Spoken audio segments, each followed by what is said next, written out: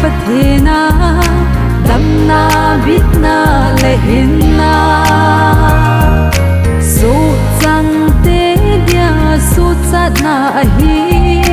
zalen na bulbi amabo leilu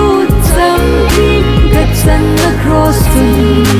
hagau halnan evile islan hunglong ha su sam kim pen ngay luôn nahi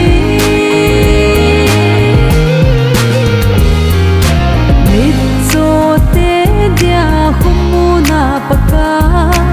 el vai te dia lam zot na gen thei te dia kile do thei na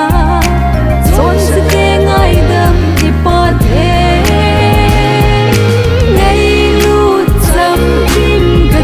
the cross tu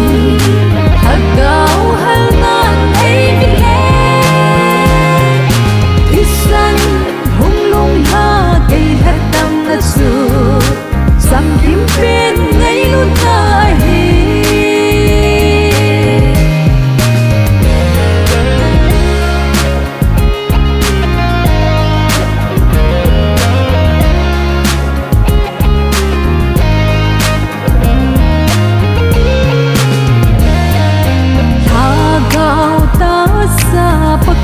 pathena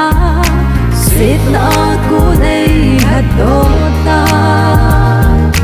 lei sit ku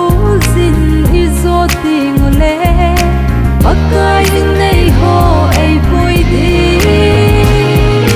nei lu cham kim gachan na cross tu